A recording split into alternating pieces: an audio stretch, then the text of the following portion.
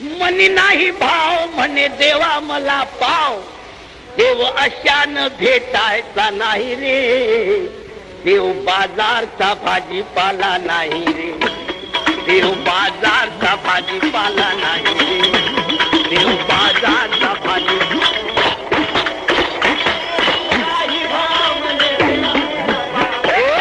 नाही भाव. देव अचान भेटायचा नाही रे. देव बाजारचा भाजीपाला नाही.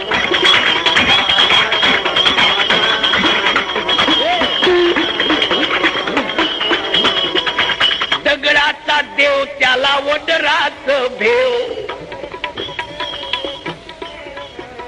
लाकडाचा देव त्याला अग्नीच भेव. मातीचा देव त्याला पाण्याच भेव.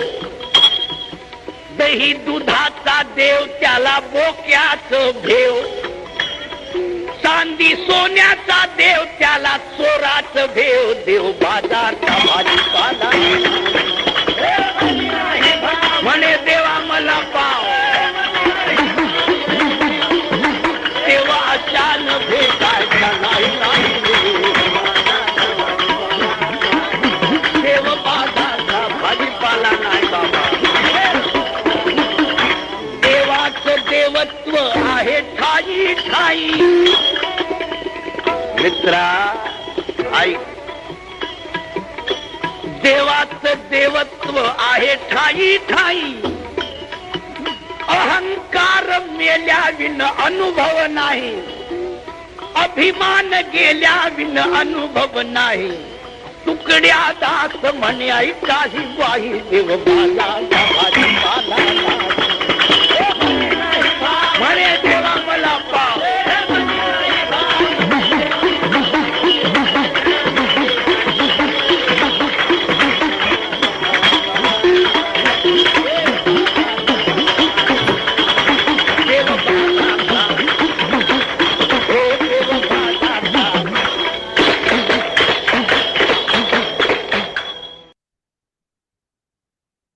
जी काही दुर्मिळ गाणी तुकडोजी महाराजांची त्यांच्या आवाजात रेकॉर्ड झालेली आहेत, मोजकीच आहेत, पण त्यातली ही आहेत. हे आहे आत्ता ऐकलं आपण. आणि हे जे म्हणतायत की मनी नाही, हा जे भाव म्हणतायत ना, त्याला समर्थ प्रचिती म्हणतात. तर माझा समर्थांनी सांगितल्याप्रमाणे मला प्रचिती माझ्या जीवनात आणली पाहिजे. त्यालाच तुकडोजी महाराज भाव म्हणतात. आणि तो भाव माझ्या अंगी येण्यासाठी जणू काही भगवान म्हणतायत मला, अरविंद, अरे तुझा अहंकार बाजूला ठेव, मला व्हेकंट पोझिशन नाही आहे यायला. मला मला व्हेकंट पोझिशन पाहिजे ना. येऊ कुठे तुझ्या मनामध्ये? सगळीकडे जिकडे मनामध्ये बाहेर जगात सगळीकडे तूच भरला आहेस. मला यायला जागा कुठे? तू बाजूला हो म्हणजे मी येतो. तर हा भाव उत्पन्न करण्यासाठी आपला दासबोध आहे बघा. तर आपण असा समास आपण आता बघू. आता ही प्रार्थना म्हणतो मी.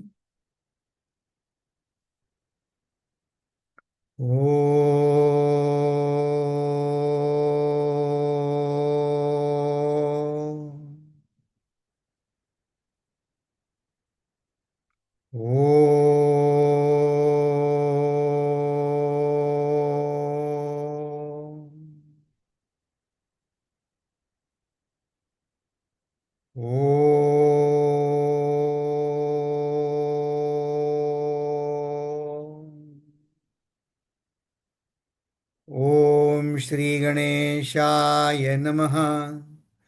ओम श्री सरस्वत्यै नमः. ओम श्री गुरुभ्यो नमः. शुकासारिखे पूर्ण वैराग्य जाचे, वशिष्ठा परिज्ञान योगेश्वरासे. कवी वाल्मिका सारिखा मान्य ऐसा, नमस्कार माझा सद्गुरु रामदासा. नमस्कार माझा सद्गुरु रामदासा. जय जय रघुवीर समर्थ. नमस्कार तुम्हा सगळ्यांना पुन्हा एकदा. तर हा आपला 15व्या दशकामधला गेल्या वेळी आपण निस्पृहाचा व्याप म्हणजे समाजात देवाच्या नावाने चाललेले जे गोंधळ आहेत ते गोंधळ आणि त्यामध्ये प्रामाणिक साधकांनी कसं राहायचं, कशी साधना करायची, याची काही मुख्य मुख्य लक्षणं आपण बघितली. हं. कारण हा अत्यंत महत्वाचा आहे बघा. याच्यामध्ये विशेष तत्वज्ञान असं तत्वज्ञान नाही आहे, पण ते वारंवार आपल्याला साधना कशी करावी, साधना कशी असावी, मी कसं वागावं, त्याचा उपदेश देत आहे. मग आपण गेल्या वेळी त्याची फोड बघितली या समासाची. 1 ते 11 मध्ये सुखी जीवनासाठी अवलंबलेले त्या काळचे मार्ग, ते सुखी जीवनासाठी मार्ग आपण पण अवलंबन असतोच की नाही, किती किती. तर स्वामीजींना ते समर्थांना ते सांगायचे नाही, तर त्यामध्ये असलेला प्रत्ययाचे ब्रह्मज्ञान याचा अभाव, हा अभाव दर्शवून द्यायचा आहे की अरे तुम्ही हे सगळे मार्ग अवलंबलेत, पण त्यात शुद्ध भाव कुठे आहे तुमचा? हे सगळं देखावा आहे हा.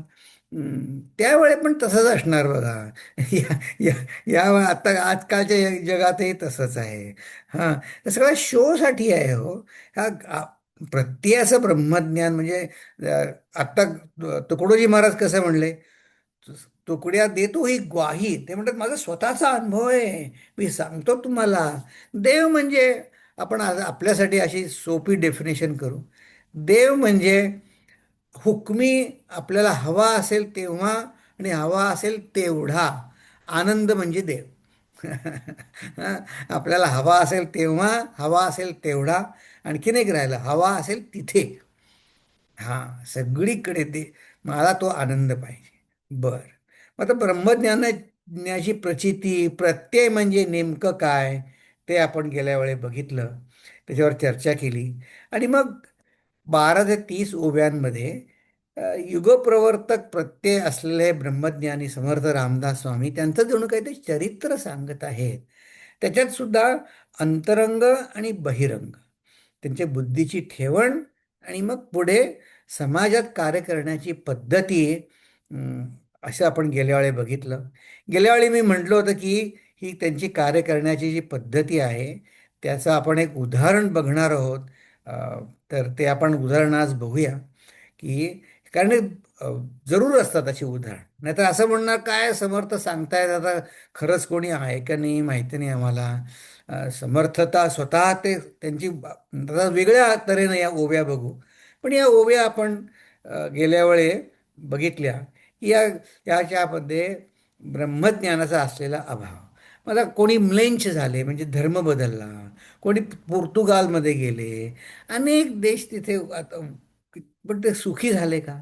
पण समर्थ म्हणले महाराष्ट्रात देशात एक होता की जिथे थोडंफार राजकीय सामाजिक स्वातंत्र्य तिथे होतं, पण तिथेही आजच्यासारखं असं कोणाला बोलायला, बोलायला काय, जेवायला वेळ नाही. अशी अशी पाळी होती. का असं? तर म्हणलं जे युद्ध करणारे ते युद्धात गुंतले. अशी वेगवेगळी तरी दिलं की युद्ध प्रसंगी महाराष्ट्रामध्ये युद्ध ते युद्धच करत राहिले. म्हणजे देवर ऑल, जीवनाचा साकल्याने त्यांनी पारंगतत्व, एक्सपर्टीज त्यांच्याकडे नव्हती. युद्ध करणारे ते युद्धात उन्मत्त झाले, रात्रंदिवस युद्धाची चर्चा करू लागले.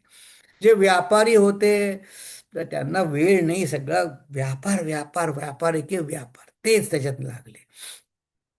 ते षड्दर्शन, नाना जे षड्दर्शन जे होते, ही 6 दर्शन म्हणजे मानवी जीवनाचा 6 वेगवेगळ्या अंगांनी विचार करायचा. आता ही षड्दर्शनं काय आहे? तर ते त्याचं आपण अगदी सोप्या शब्दात आपण बघू की षड्दर्शन म्हणजे माझी जीवाबद्दल, माझ्याबद्दल असलेली आनंदाची व्याख्या. त्याच्यामध्ये बघा, बघा तुम्हाला पटतंय का? आपण कधी पुन्हा नंतर एकदा या दर्शनांवर विचार करू की दर्शन म्हणजे काय. पण मी कोण, हे आजूबाजूला असलेलं जगत काय आहे, मग या जग हे कुठल्या नियमाने चालतं, त्यात आनंद म्हणजे काय, आणि माझा जीव, मी जर मला जीव मानलं तर मग मी कुठून येतो आणि कुठे जातो, या ह्या 6 प्रश्नांची उत्तरं मिळणं जरूर आहे. मग बरेच वेळा आपण कुठे एवढा विचार करतो. आपण म्हणतो चला, बाकीचे चार चौघे वागतात तसं आपण वागतो. मग आपण विचारच केलेला नसतो. आपण जेव्हा खरे अडचणीत होतो, इमर्जन्सीमध्ये, मग तेव्हा विचार करतो. तर समर्थ सांगतात की त्या काळी सुद्धा त्या सेट दर्शनांमध्ये पाषांड खूप वाढले होते. म्हणजे रूढी रीती रिवाजच फक्त इतके वाढले, त्याच्यातच ते मग्न झाले. हं. आणि ऐसी पाहता गथा गोवी उदंड झाली. म्हणजे जो तो आपलंच खरंच मानतो, मी म्हणजेच खरं, बाकीचे खोटे, असे सगळे आपण कित्येक बघितलं. आणि ह्या गलबल्यामध्ये गलबला कोणी कोणी वाढविला. आणि त्यांना मग हे वैदिक लोक जे वेदशास्त्रानुसार जे वर्तन करत होते, त्यांना त्यांचं दोघे एकमेकात पटेल. म्हणजे हरिकीर्तन होते, त्यामध्ये सुद्धा हरिकीर्तन एक पोट पाण्याचा धंदा म्हणून करत होते लोक. त्याच्यामध्ये ब्रह्मज्ञान, प्रत्ययाचे ब्रह्मज्ञान कोण पाहे? हं. तर मला बघा, हे रामकृष्ण मिशन चिन्मय मिशनपेक्षा 100-150 वर्ष जुनं आहे. त्यातल्या काही साधकांनी त्याच्या आठवणी लिहून ठेवल्या. तर त्या रामकृष्णांच्या अंतरंगातले जे 16 शिष्य होते ना, त्यांनी जे रामकृष्णांनी तयार केले असं म्हणायचं, तर ते त्याच्यामध्ये स्वामी तुर्यानंद जे होते, प्रत्येकाचा कल वेगवेगळा होता. विवेकानंद हनुमंतासारखे प्रत्येक बाहेर जाऊन त्यांना प्रत्येकाला भक्त बनवण्यासाठी, प्रचारासाठी ते बाहेर सरसावून तयार होते. आणखी काही होते ते मेडिटेटिव्ह नेचरचे होते. ते तुर्यानंद स्वामी ते मेडिटेटिव्ह नेचरचे होते. म्हणजे काय, ते अमेरिकेत आले होते बरं का. तर त्यांना एकदा इथे त्यांच्या मानेच्या खाली पाठीमागे मोठं गळू झालं. तर ते कापायचं. तर ते आला म्हणे, हां चला अनेस्थेशिया देतो. म्हणे का अनेस्थेशिया काय असतं? तो म्हणे असं असं. थांब म्हणले, "हं, मला 5 मिनटं दे." मग त्याला 5 मिनिटामध्ये त्यांनी ते योगिक प्राणायामाची त्या मेडिटेशन केलं, चित्त एकाग्र केलं. आता काप म्हणलं. ते मे ॲप्सेस त्याचं सगळं कापलं त्यांनी, काही हू का चू नाही केलं. तिला आश्चर्य वाटलं. म्हणजे हे असं कसं? ते काय म्हणे, मी तिथलं माझं लक्ष काढून घेतलं. हां, बरं. मग आता 2 दिवसांनी तिचं ड्रेसिंग करायला आला. ते वाचत होते पुस्तक. तर डॉक्टर काय म्हणला, तर ते वाचतायत कुठे डिस्टर्ब करा. म्हणून त्यांनी त्याची जखम काढली, ते साफ करायला सुरुवात केली, तर ओरडायला लागले. अरे म्हणे, काल मी 2 दिवसापूर्वी तुमचं ते गळू कापलं तेव्हा तर नाही काही इतका त्रास झाला, आता नुसतं वरची मलमपट्टी काढली तर इतकं ओरडायला लागलं. तू मला आधी सांगितलं नाहीस म्हणे. माझं लक्ष काढून घ्यायला मला वेळ लागतो, 5 मिनिटं तर दे मला. म्हणजे कसे त्यांच्या ताब्यात होतं बघा. संवेदना त्यांच्या ताब्यात होती. मग आता हे त्यांचं प्रत्ययाचं होतं, संवेदना काढून घेणं, आकुंचित करणं. मग आता ही कथा रामकृष्ण संप्रदायामध्ये तिथेही ट्रेनिंग, तिथं आपलं जसं पवईला ट्रेनिंग आहे तसं तिथेही सांगत असतीलच. तर एक स्वामी सांगत होते की तिथल्या ट्रेनिंगला आलेले एक जण म्हणले, त्यालाही काही झालं वाटतं, काही कापायचं होतं गळू वगैरे. तो म्हणला, हां हां, तर कापा, मी ही I am not this body, Kapa. तर डॉक्टर म्हणले, अरे ते इतकं सोपं नाही. नाही, कापा म्हणले. मग त्यांनी सुरुवात केली, तो ओरडायला लागला, ठहरो ठहरो ठहरो, वो अनेस्थेशिया दे दो. काय म्हणले, काय झालं? नाही, वो किताब का ज्ञान किताब में है, तुम मेरे को वो किताब का ज्ञान किताब में है तुम. मग लगेच त्याला वेदना झाल्या. ते हे हे प्रत्ययाचं ब्रह्मज्ञान कोण पाहे? आता आपण हसलो, तो खरा प्रामाणिक विद्यार्थी. आपण प्रयोगच करून घेत नाही म्हणा, आपण त्या वाटेला जातच नाही. हं. पण तेव्हा हे मला मला ते पटलं बघा. ती जेव्हा आठवण वाचली मी, हे प्रत्ययाचं ब्रह्मज्ञान कोण पाहे? आपण आपले सगळे काठावर बसून हळूहळू तांब्या तांब्याने डोक्यावर पाणी घेणार, आपण कुठे, आपल्याला पोहता येत नाही, काही नाही. हां, कुठे जा. मग आता समर्थ हे पुढे सांगतात की अरे, प्रत्ययाचं ब्रह्मज्ञान या ब्रह्मज्ञानी पुरुषांमध्ये कसं असतं? त्याच्या बुद्धीची ठेवण कशी असते ते बघितलं आपण. हम्म, त्याच्यात मुख्य मुख्य मी फक्त I am just touching on this points. त्याही मध्ये तो तीक्ष्ण. मग या पुरुषाची बुद्धीची ठेवण कशी असते? रिकामा जाऊ निरीक्षण, धूर्त तार्किक विचक्षण, सकळा माने. हा, तो एकही क्षण फुकट घालू जात देत नाही. आणि तो प्रत्येकाला त्याच्या पटेल, सकळांना मान्य होईल अशी साधना तो करून घेतो. आता बघा की हे रामकृष्ण मिशनचे जे 13वे प्रेसिडेंट होते की नाही, गंभीरानंद, त्यांनी शंकर भाष्याचं इंग्रजी भाषांतर केलेलं आहे. शंकर भाष्याचं गीतेवरती कॉमेंट्री आहे. त्यांची आठवण सांगतात. बघा, त्यांना दीर्घ आयुष्य लाभलं. मग त्यांच्या वयाच्या आता 94 वर्षाचं वय झालं. डॉक्टरने सांगितलं एवढं तुम्ही वाचू नका, 1 तास वाचायला फक्त परवानगी आहे तुम्हाला. तर हे मला काय सांगायचं आहे, रिकामा जाऊ निरीक्षण. धूर्त म्हणजे वाईट अर्थाने नाही धूर्त, बरं का. धूर्त म्हणजे ह्या साधकाकडनं मी कशी तयारी करून घेऊ, ह्याला पटेल असं काहीतरी विलक्षण कसं खूण करू, सकळा माने. तर त्यांनी मग काय केलं, एक ते रीडर बसवला बाजूला, ते पुस्तक वाचायचे त्यांच्यासाठी. तर एक शारदांवर नवीन पुस्तक आलं होतं. तर तर त्यांनी त्या ब्रह्मचार्याला वाचायला सांगितलं. मग ते वाचलं पुस्तक त्याने. मग ते पुस्तक वाचून झाल्यावर ते म्हणले, हां आता म्हणे, आता दे माझ्याकडे, मी वाचीन. तो ब्रह्मचारी म्हणला, वाचलं की आत्ता? ते म्हणे, मी तुला तुझ्यासाठी वाचायला सांगितलं, आता मी वाचणार आहे म्हणे. तर आता बघा, म्हणूनच ते प्रेसिडेंट होते रामकृष्ण मिशनचे. धूर्त तार्किक विचक्षण, सकळा माने, रिकामा जाऊ निरीक्षण. आता ते समाजात कार्य करण्याची पद्धती कशी, ती आपण गेल्या वेळी बघितली की अ, प्रत्येकाला ह्या मतमतांतराच्या घोटाळ्यामध्ये मुळीच पडत नाहीत ते. प्रत्यय बोलो न करी सपाट. आणि मगाशी आपण ज्याला म्हटलं ना की की जे अं, भ्रम, किंवा ज्याला काय म्हणले ते, की बंड त्याचं माजू देत नाहीत. पाषांड, पाषांड शब्द आठवतो मी. पाषांड म्हणजे हे दंडक सांडून नीट वेधी जना. दंडक म्हणजे असं आहे, प्रत्येक आचार्य त्याच्या त्याच्या काळामध्ये कारकिर्दीमध्ये जे जे सांगतो ते योग्यच सांगतो, ते चुकीचं सांगत नाही. पण आता 100, 150, 200 वर्षानंतर त्याचे पुन्हा नव्याने अर्थ लावायला लागतो. त्याला प्रॅक्टिकल आपल्या जीवनात ह्याच्यासाठी. मग दंडक म्हणजे काय, तर विचार न करता त्यांनी सांगितलंय ना, तसंच करायचं. तर त्याला तारतम्य पाहिजे. जसं आता गेल्या वेळी आपण उदाहरण बघितलं की मेडिटेशन करताना व्याघ्रासन घाला, खाली कुशाग्रास घाला. आता ते कुठे आणतं सगळं आता आजकालच्या काळामध्ये. मग बदल करायला पाहिजे. पण पण कोणी जर समजा अडून बसला, नाही मी व्याघ्रासनावरच मेडिटेशन होणार, तर हे दंडक झालं.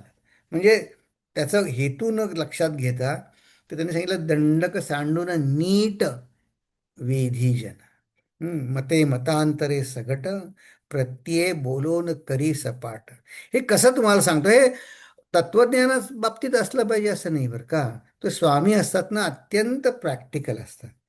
तुम्हाला एक उदाहरण सांगतो, हे कसं प्रत्यय प्रत्यय बोलोन करी मतमतांतरे प्रगट सगट आणि विधी.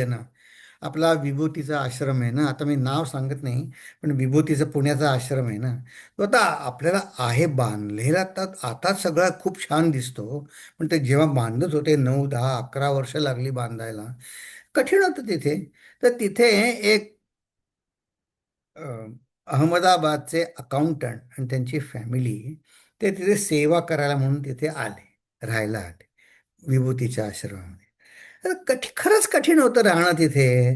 ते सांगत होते तिथले राहणारेच, की तो त्या आश्रमामध्ये म्हणजे 5 मैल मोटारनी गेल्याशिवाय भाजी वगैरे काही जवळपास मिळत नसे. सगळं खेडेगाव होतं, अजूनही तर खेडेगावच आहे. तर काही अडचणी असतील त्यांना राहायला आलेल्या. तर एकदा गुरुजी आले असताना त्यांनी गुरुजींना सांगितलं. त्यांनी येऊन 6, 7 महिने झाले होते. त्यांनी गुरुजींकडे तक्रार केली की हे विभूतीच्या आश्रमामध्ये किती आहे, असं आहे तसं आहे, हा असा वागतो तो तसा वागतो. आपण तक्रार करतो तशीच त्यांनी ती केली असेल तक्रार, का वेगळी कुठून करणार ते. तर ते ते मला सांगत होते की माझं त्यांचं समाधान झालं. तर मी त्यांना विचारलं, तुमचं समाधान कसं झालं तुमचं त्याच्यामध्ये? तर ते फार घेण्यासारखे. ते काय म्हणले, म्हणजे मी ज्या काय तक्रारी करत होतो, गुरुजींनी ऐकून घेतल्या आणि म्हणले, झालं तुझं, सगळ्या तक्रारी सांगून झाल्या तुझ्या. त्यांनी कागदावर लिहून आणल्या होत्या काहीतरी 10-11. हा म्हणे किती आहेत ते काय आणखीन काय आहे का बघ म्हणे त्या कागदावर, राहिले आहेत का तुझ्या? तर काय होती 11. म्हणे किती आहेत? नाही म्हणे 11 आहेत. तर गुरुजी म्हणले, थांबले म्हणे थोडेसे आणि मी म्हणले, मी तुला आणखीन 11 सांगतो. काय त्रुटी आहेत त्या.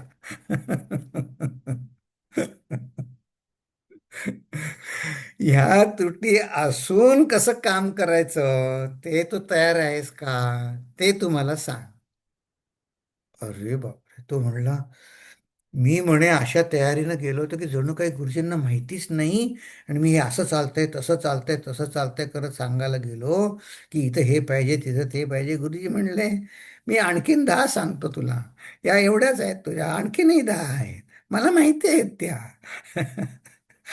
पण त्यांना सांभाळून काम करायला पाहिजे आपल्याला म्हणे. इथे शहरात काम करणं, खेडेगावात काम करणं कठीण आहे. सोपं आहे म्हणजे बुद्धीनं केलं, युक्तीनं तर सोपं आहे, नाही तर म्हणे सगळ्या चुकाच दिसतील आपल्याला. तर हे हे मतांतर त्यांनी केलं. पण तरी कसं दंडक सांडून नीट विधी जन, त्यांना तोडलं नाही सोडलं नाही, त्यांना व्यवस्थित लागलं. अजून आहेत ते. आणि त्यांनी सुदैवाने माझ्याबरोबर त्यांची या शिकायला मिळालं. म्हटलं, मला सांगा तुम्ही कसं शिकायला मिळालं. तर मला ते फार उपयोगी पडलं बघा. हं, की आता मग आणखीन काय त्यांनी हे केलं. तर म्हणे बघा, जागोजागी उपासनेचा गजर, हं, प्रत्ययाने प्राणी मात्र सोडविले. बघा, प्रत्ययाने त्या प्राण्याला पटलं पाहिजे, त्या दुसऱ्या माणसाला पटलं पाहिजे. जेथे तेथे प्रत्यय बाणे प्राणी मात्र असे. आणि समर्थ म्हणले, ऐसी कीर्ती करून जावी, तरीच संसारास यावे. म्हणजे ते एका अर्थाला सांगतात, मी संसारास का आलो ते सांगताय. हम्म. दास म्हणे हे स्वभावे, संकेते बोलिले. म्हणजे खरं, आता त्यांनी खरं त्यांच्या स्वानुभवाने सांगितलं की नाही सगळं हे. हा. पण ते आपले म्हणत नाहीत ते, मी कसा वागलो ते. पण आता बघा, आपण एका वेगळ्या तऱ्हेनं बघू. वेळ आहे आपल्याला, वेगळ्या तऱ्हेनं बघू. की कारण आज आपल्याला ती गोष्ट बघायची आहे. म्हणून की आता बघा, हे तुम्ही विद्यारण्य स्वामी, तुम्ही नाव ऐकलं असेल. विद्यारण्य स्वामी, विजयनगरचं साम्राज्य त्यांनी स्थापन केलं. तर बघा, ते सुद्धा समर्थांसारखेच राजकारणामध्ये सक्रिय भाग घेणारे होते. त्यांनी सगळे गृहस्थाश्रम भोगला. ब्रह्मचारी म्हणजे ब्रह्मचारीमध्ये विद्या ग्रहण केली, गृहस्थाश्रम केला. मग वानप्रस्थामध्ये 12 वर्ष तपश्चर्या केली, एकाग्रता. आणि संन्यास आश्रमामध्ये त्यांनी वेगळ्या तऱ्हेनं हा राजकाळ मध्ये एक उभी आली होती बघा ह्याच्यामध्ये, की रा कट्ट घालीन राजकारण लोक लावी. तर हे सगळे जे इथे जे निकष आहेत ना, मी एकत्र केले.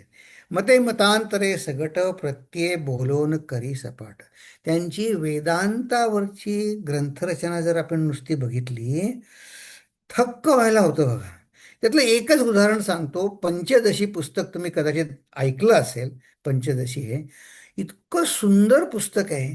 हां, 15 अध्याय आहेत, 5 5 5. आणि त्याच्यामध्ये सगळं सुंदर भाषेमध्ये पंचकोश विवेक, ईश्वर म्हणजे काय, आनंद कोश काय काय आहेत, या सगळ्याचं इतकं सुरेख वर्णन आहे. आणि हे त्यांनी कधी रचलं माहिती आहे का, हे वेदांत ग्रंथ? ते जेव्हा या विजयनगर साम्राज्याचे पंतप्रधान होते, तेव्हा या रचना केल्या. आता पंतप्रधान होणं कुठल्याही राज्याचं सोपं आहे का हो? किती पॉलिटिक्स तेव्हाही असणार की नाही. त्यांना वेळ वेळ कसा मिळत असेल बघा. आणि त्यांनी हे तर एक उदाहरण सांगितलं, अनंत रचना केल्या. हं. तर अगदी प्रत्यय बोलवून करी सपाट दंड कसा अंडून, प्रत्यय बोलवून उठवून गेला, चटक लागली लोकांना. त्यावेळी सुद्धा हे जे परकीय राज्य होतं त्याच्याविषयी त्यांनी प्रयत्न केला, लोकांना समजवण्याचा खूप प्रयत्न केला. बरेचदा ते खूप अयशस्वी झाले, पण लोकांना ते लक्षात राहिलं की अरे हा साधू निराळा आहे, हा फक्त पुस्तकी ज्ञान नाही याचं, ह्याला समाजात पण काही बदल घडून दाखवायचा आहे, त्याला मिळालेला आनंद आपल्याला तो द्यायचा आहे. की सृष्टीमध्ये सकळ लोक धुंडीत येते, त्याला लोक शोधत यायचे. आणि ते कसे होते, कट्ट घालीन राजकारण लोक लावी. त्या काळच्या स्थितीनुसार बहमनी राज्याचा सुलतानाविरुद्ध त्यांनी हे राज्य विजयनगरचं रचलं. की हे विद्यारण्य स्वामींचं खरोखरच, आता ही जी सगळी आता आपण मी हे जे निकष सांगितले इथे बघितले, प्रत्यय लावून लोकांना उद्युक्त करून लोक त्यांना शोधत यायचे, हे सगळं आपल्याला तिथे बघायला मिळतं बघा. सुरुवातीला त्यांना सुद्धा अपयश आलं. गृहस्थ आश्रमामध्ये असताना त्यांचं नाव माधवाचार्य होतं, त्यांचा धाकटा भाऊ सायन्नाचार्य. तर या दोघेही सायन्नाचार्यांनी चारी वेदांवरती भाष्य लिहिलेली आहे. ते किती थोर दोघे भाऊ होते बघा, छोटा भाऊ. आणि हे हरिहर आणि बुक्क, तुम्ही कदाचित ऐकून माहीत असेल की विजयनगर साम्राज्याचे संस्थापक. तर हे आधीसुद्धा कैदी म्हणून त्यांना पकडून घेऊन गेले होते त्यांना.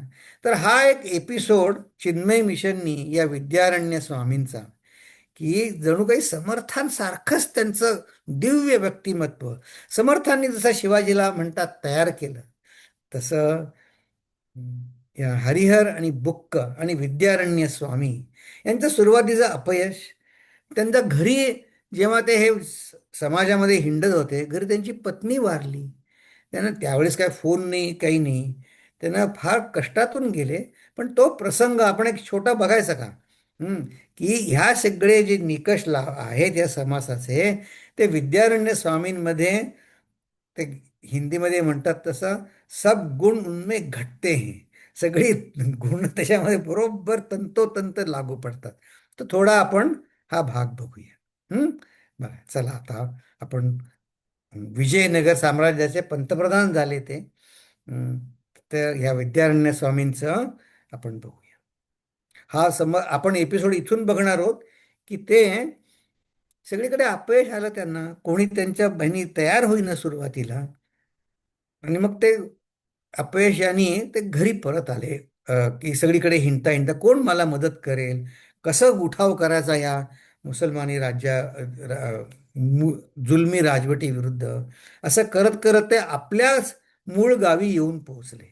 तिथनं आपण हा एपिसोड बघूया. माधवाचार्य ने घूम घूम कर स्थानीय राजाओं से संपर्क स्थापित कर उन्हें दिल्ली सल्तनत के विरुद्ध संगठित होने का आह्वान किया, किंतु असफल रहे। असफल, परंतु असीम विश्वास लिए क्रांति के गीत गाते गाते एक बार फिर वे अपने नगर पंपा क्षेत्र पहुंचे। जब वे अपने नगर पहुंचे तो ज्ञात हुआ कि श्री रंगम प्रवास के दौरान उनकी माता और बाद में उनकी पत्नी का भी स्वर्गवास हो गया था।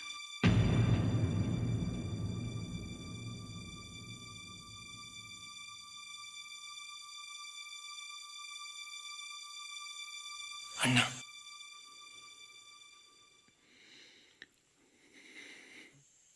अंतिम समय तक हथेली आपकी प्रतीक्षा करती रही।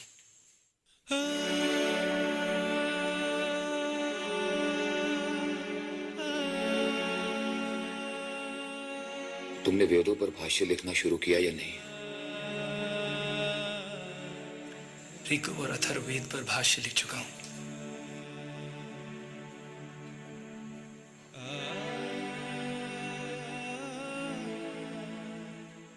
मैं सोच रहा था अन्ना कि अगर आप फिर से घर बसा लें तो। नहीं सायन, तो मैं अब आश्रम धर्म का पालन करूंगा। मैंने गृहस्थ का सुख भोगा है, अब वानप्रस्थ, फिर संन्यास, ताकि सारे बंधनों से मुक्त हो मैं स्वतंत्रता का वर्ण कर सकूं। 12 वर्षों तक ज्ञान की आराधना में तपस्वियों का जीवन जीने के बाद माधवाचार्य ने श्रृंगेरी मठ के भारती कृष्ण तीर्थ से सन्यास की दीक्षा ली।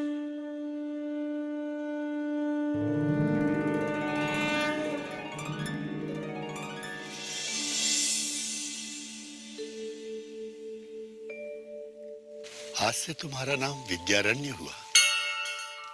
विद्यारण्य, अब तुम सांसारिक बंधनों से मुक्त सन्यासी हो। गुरुदेव, मैंने अपने परिवार के प्रति सभी कर्तव्यों को पूरा कर लिया था, इसीलिए सन्यास का निर्णय लिया था।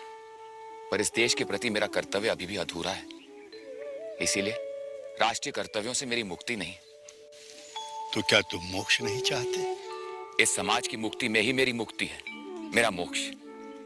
मेरी आत्मोन्नति इस देश की स्वतंत्रता में ही है गुरुदेव।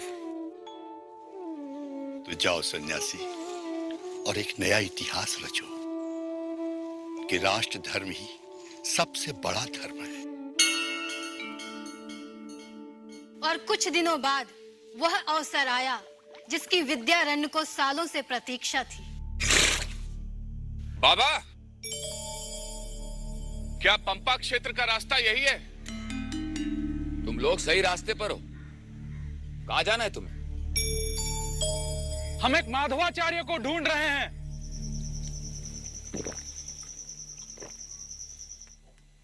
कहां से आ रहे हो?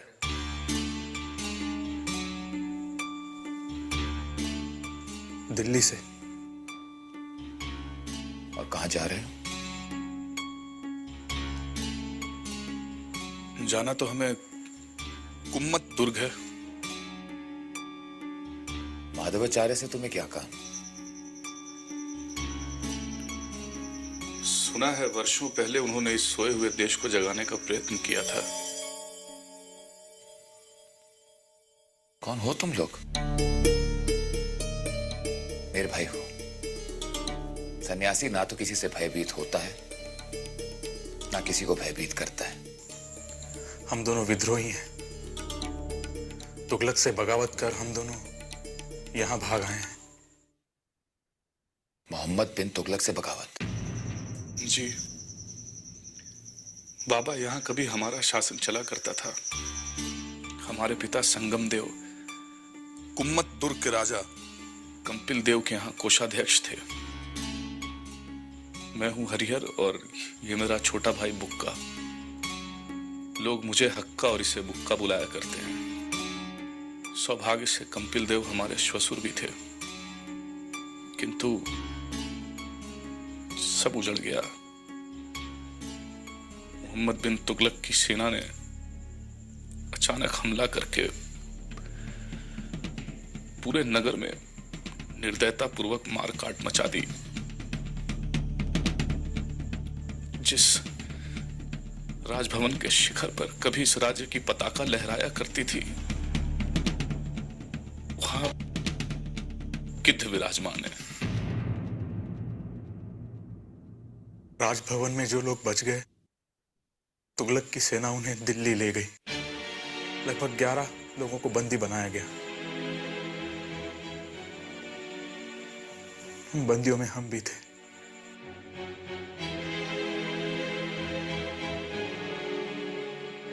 वहां जो हुआ उसका वर्णन संभव नहीं है। निसंकोच कहो।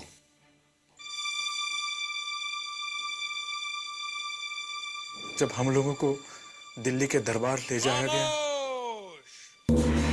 अदब, मुलाहिजा, होशियार, शहंशाहों के शहंशाह, बादशाह जहां, वालिये मासिवा, नैबुल्लाह फिल अर्ज, सुल्तान मोहम्मद बिन तुगलक तशरीफ ला रहे हैं। सुल्तान आलम को दक्कन की फतेह मुबारक हो। हमारी फौज ने कंपिल के महल पर कब्जा कर इनको गिरफ्तार किया है और बतौर नजराना इन गुलामों को आपकी खिदमत में पेश किया गया है। इन्हें कबूल फरमाएं और हमारे लिए क्या हुक्म है, मैं उसकी तामील का मुंतजिर हूं। औरतों और बच्चों को हमारे महल में बंदियों में शामिल कर लिया जाए। ले जाओ।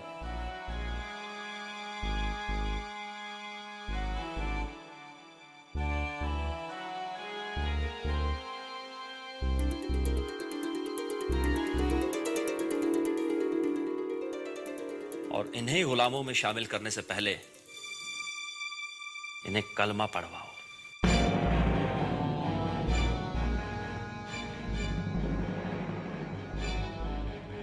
सुल्तान चाहे तो हमें मार दे, पर हमें इस्लाम कबूल न करवाएं। इनका खतरा जरूर करवाना। अगर गुस्ताखी माफ हो तो मैं कुछ अर्ज करना चाहता हूं। बेखौफ बाआवाज़े बुलंद कहो। किसी को मजहब कबूल करने पर मजबूर करना, वो भी उसे जो हमारी गिरफ्त में है, एक गैर इस्लामी सेवा है। खामोश। खतना करना भी सुन्नत है, फर्ज नहीं। अपनी जबान को लगाम दो। अल्लाह का फरमान यही है और रसूल अल्लाह का कौल भी। ले जाओ इसे यहां से और इसकी जबान काट कर ठोक दो इसके घर के दरवाजे पर, ताकि सनद रहे कि तुगलक के खिलाफ उठी आवाज हमेशा के लिए बंद हो जाती। पर तुम लोग तुगलक की गिरफ्त से निकले कैसे?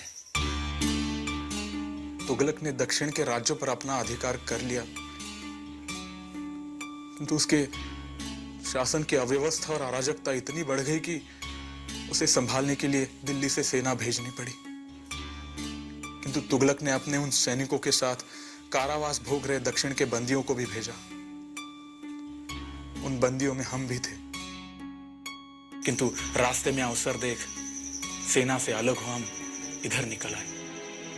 किंतु अब समझ नहीं आ रहा कि क्या करें। युद्ध, स्वतंत्रता के लिए युद्ध। विद्यारण्य को अब वे सैनिक मिल गए जिनकी उन्हें बरसों से प्रतीक्षा थी। उन्होंने हक्का बुक्का के साथ मिलकर गांव-गांव जा स्वतंत्रता का शंख फूंका। अब हर गांव, हर नगर में हजारों हक्का बुक्का तैयार थे। क्यों ना इस महासमर का प्रारंभ हम अनेगोंडी से करें? गुरुदेव ठीक कह रहे हैं। अनेगोंडी पर तुगलक का कब्जा है और अनेगोंडी पर तुगलक का वफादार नुमाइंदा मलिक नायब निहायत ही अय्याश और नालायक है। वो दिन रात नशे और नाच गाने में डूबा रहता है। यदि हमने साहस किया तो अनेगोंडी वापस हमारा हो सकता है। योजना क्या है? मैं अपने साथियों के साथ मलिक नायब के महल में घुसूंगा और मैं अनेगोंडी के महाराज जम्बुकेश्वर राय को छुड़ाने किले के पास बने तहखाने में घुसूंगा। और अगर असफल रहे तो मृत्यु निश्चित।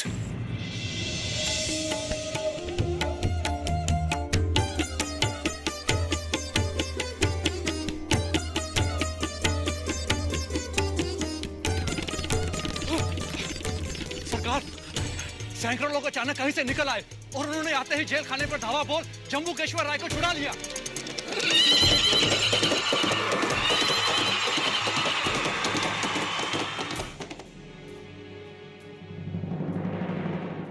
इतिहास साक्षी है कि एक सन्यासी ने एक साम्राज्य की स्थापना की।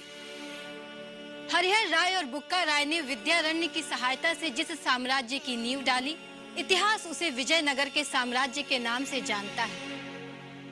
सन्यास आश्रम व्यवस्था का मोक्ष पुरुषार्थ की प्राप्ति के लिए चौथा आश्रम।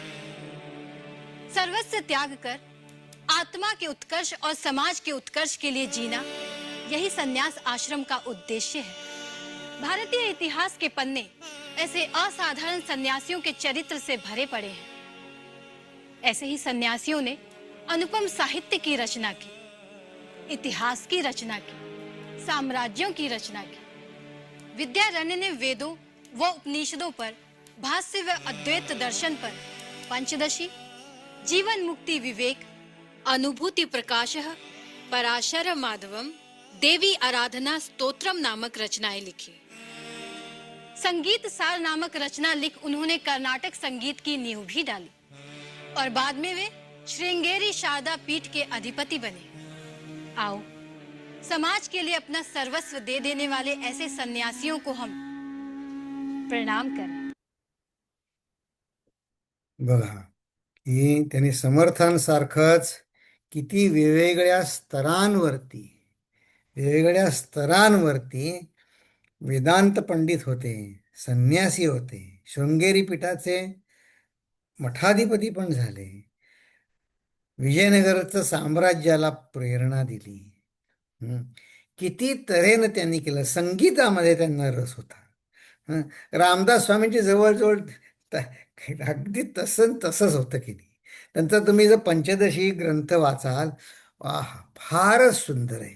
त्याच्यामध्ये सुद्धा अनेक शंकांना त्यांनी शंका स्वतःच उपस्थित करून मग त्यांना उत्तर पण दिली आहेत. तर मी हा 10-11 मिनिटाचा एपिसोड आपण आज अशासाठी बघितला की याच्यामध्ये ज्या ओव्या समर्थांनी लिहिल्या त्यांनी तर स्वतः तर जीवनामध्ये प्रचितीने आणल्याच, पण एक पुरावा म्हणून आणखीनही अनेकांनी आणल्या. अनेक संन्यासाश्रम म्हणजे समर्थांना जसा मान्य नव्हता की तो फार पॅसिव्ह मार्ग आहे, असं नाही. त्यांचा संन्यासाश्रम फार दैदिप्यमान असा होता. समाजाची दखल घेणारा आणि ऋण फेडणारा असा त्यांचा संन्यासाश्रम होता. फार जबाबदारीनं त्यांनी सगळ्या भूमिका पार पाडल्या. आता इथे आपला हा दुसरा समास संपतो आणि तिसरा समास, आज आपण फक्त रूपरेषा बघू की तिसऱ्या समासाचं नाव आहे श्रेष्ठ अंतरात्मा निरूपण किंवा आध्यात्मिक नेतृत्व आहे त्याचं व्यवहाराचं आणि तात्विक अंग. हा इतका सुंदर समास आहे. याच्यामध्ये सुद्धा हा ना खरा अगदी सगळे हे समास हा दुसरा समास आणि निस्पृह व्याप आणि आता तिसरा समास श्रेष्ठ अंतरात्मा निरूपण, हे लीडरशिप क्वालिटीसाठी इतके सुरेख समास आहेत. त्याची आपण आज थोडक्यात फोड बघू, मग आपण पुढे जाऊ. हे आध्यात्मिक नेतृत्वाचं व्यवहारिक आणि तात्विक दोन्ही अंगांनी त्याच्यावर चर्चा आहे. तर आता बघा की पहिल्याच ओवीमध्ये सिद्धांताचं सूत्र सांगितलं की हा संबंध समास म्हणले का मी रचला, मला काय सांगायचं आहे, ही सिद्धांताची ओवी हे पहिल्या ओवीत त्यांनी सांगितलं. नंतरच्या 2 ते 18 ओव्यांमध्ये हे अंतरात्मा किंवा आध्यात्मिक वेदांतिक श्रेष्ठतेचे जे लोक आहेत त्यांनी श्रेष्ठत्व, कौशल्य, प्रचिती म्हणा, हे त्यांनी हस्तगत केलेलं आहे. त्यांचं व्यवहारातील दर्शन कसं असतं ते त्यांनी वर्णन केलंय आणखीन एका वेगळ्या तऱ्हेनं. आणि तुमच्या आमच्यासाठी हे श्रेष्ठपण शहाणपणाने वागून मिळवावे असा तुमच्या आमच्यासाठी उपदेश केलाय. नुसतंच पांडित्य दर्शन किंवा बघा हां मी असं श्रेष्ठ कार्य मी केलं किंवा असं वेदांताची श्रेष्ठता तर सांगितलीच, पण त्याचबरोबर आपल्यासाठी हे श्रेष्ठपण शहाणपणाने वागून मिळवा असा आपल्याशी युक्तिवाद केलाय त्यांनी. त्याच्या उलट बाजू सांगून हे 19 ते 30 ओव्यांमध्ये आहे. तर आपण फक्त सुरुवातीच्या काही ओव्या बघू आणि मग आपण त्याचा पुढे विचार करू. चला, पहिलं आता हे सिद्धांत सूत्र. तर आपण आधी असं थोडक्यात बघू. श्रीराम मुळापासून सैरा वैरा अवघा पंचीकरण पसारा त्यात साक्षत्वाचा दोरा तोही तत्वरूप. आता मला मीनाताई समोर दिसत आहेत, त्या म्हणतील अरे बापरे, आता हे पुन्हा पंचीकरण समजावून सांगणार का? ह्याचा उद्देश काय, हे पुन्हा किती तऱ्हेनं. तर मी आपला गेल्या वेळे स्वामीजींचा आल्यानंतर त्यांच्याशी पुन्हा चर्चा केली मी स्वामीजींशी की या पंचीकरण वारंवार सांगतो आपण, तर काय याचा उद्देश काय, कशासाठी? तर स्वामीजींनी एक फार सुंदर आपल्याला पॉइंटर दिला बघा. स्वामीजी म्हणले की इथं काय शब्द वापरला आहे की हा जो सृष्टीचा पसारा जो सगळा आहे तो भगवंतापासून आलेला आहे. मी पण त्या पसाराचाच एक भाग आहे. तो कसा हे मला समजायला पाहिजे की नाही. नुसतं सांगितलं की हे सगळं भगवंत आहे, सगळं भगवंत आहे, तर मला बुद्धीला पटेल का? मी कदाचित गप्प बसेल, पण माझ्या बुद्धीला पटेल का? नाही. मग आता म्हणले या उभीची दुसरी ओळ काय आहे की त्याच्यामध्ये साक्षीत्वाचा दोरा तोही तत्वरूप. तर या मूळ ह्या सगळ्या पसाऱ्यामध्ये या पहिली गोष्ट माझ्या मनाची अशी खात्री पटली पाहिजे, या जगामध्ये किती जरी मी म्हटलं मौल्यवान वस्तू आहे, मौल्यवान वस्तू आहे, तर त्याच्यामध्ये पंचमहाभूतांपेक्षा वेगळं काही असेल का हो? नाही. तर त्यांच्यात काहीतरी कॉम्बिनेशन असणार आहे, ह्याच्या पलीकडे तर काही नाही. आणि ही पंचमहाभूत त्यांना स्वतःची शक्ती नाही, त्यांची शक्ती परमात्म्यापासून आलेली आहे. किंबहुना आपण मागे बघा, आपण अखंडानंद स्वामीजींच्या आठवणींमध्ये एक नियम बघितला होता, की जी वस्तू संग्रहाने जमलेली असते, जर ग्रुप असते, त्यातली कुठलीही एक वस्तू, म्हणजे आता इथं पंचमहाभूताची 5 भूतं, पंचमहाभूत ही एकमेकासाठी नाहीत, ती दुसऱ्या कशासाठी तरी आहेत, दुसऱ्या कोणासाठी तरी आहेत. की असं नाही म्हणू शकत की हे पृथ्वी पाण्यासाठी आहे, पाणी एकमेकासाठी आहे, असं नाही.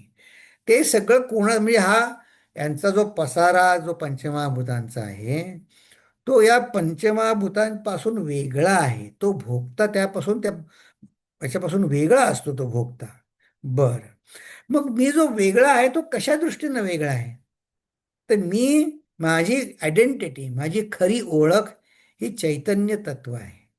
म्हणजे मी हा देह नाही, असा आपण कोणीच म्हणत नाही मी देह आहे, पण मी देहाच्या अनुषंगाने मी जणू काही देह आहे असं धरूनच माझी सुख दुःख ठरवतो, तसं वागतो. पण त्यात तर समर्थ काय म्हणतात, की मी हा पंचमहाभूतांच्या यांचा मी उपभोग घेतो, त्याच्याऐवजी असं म्हणायला आपण सुरुवात करू, की माझ्यातलं चैतन्य मी साक्षी आहे.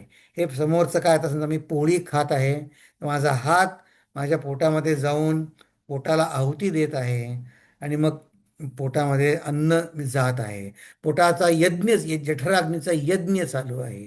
अशी वेगवेगळी. तर यांनी काय होतं, it creates a distance between a process and मी.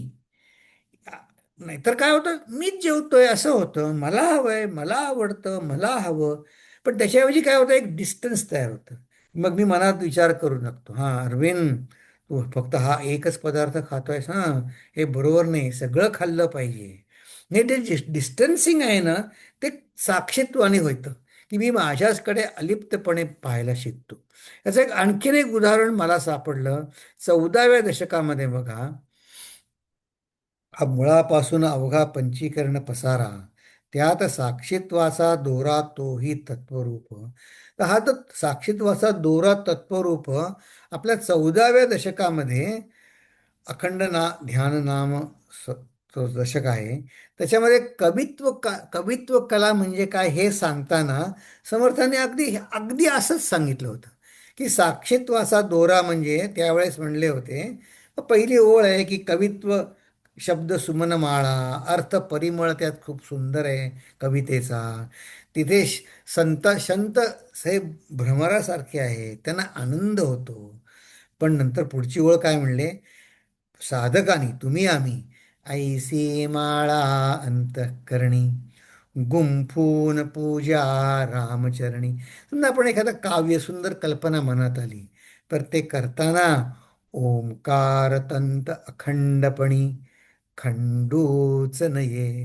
ह्या ओंकार तंतू हे शब्द ब्रह्म, निर्मळ निर्मळ स्फूर्तिरूप जे आहे ओम, ते म्हणजे हा ओंकार तंतू आहे. तर सध्या आपला जो व्यवहार चालू आहे तो वैखरी वाणीत आहे. त्यावेळी आपण ह्याच्यावर डिटेल चर्चा केली होती, की परावाणी जिथून भगवंताची वाणी, त्यामध्ये हा व्यावहारिक अर्थ किंवा हेतू मिळाला की त्याच्यातून पश्यंती वाणी येते. त्याच्यामध्ये शब्द आला की मध्यमा आणि नंतर वैखरी.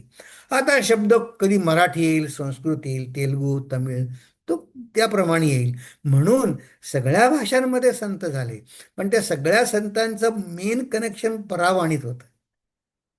त्यांच्या ओंकार तंतू त्यांनी कधीही खंडित होऊ दिला नाही त्यांचा. म्हणून संतवाणी वेगवेगळ्या भाषांमधली अजूनही टिकून आहे, गोडी त्याची टिकून आहे, आणि सगळे संत ते एकच सांगतात.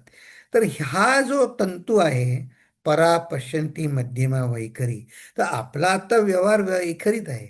पण मी जर भगवंता व्यतिरिक्त इतर काही बोलत असेन तर काय बोलेन व्यतिरिक्त?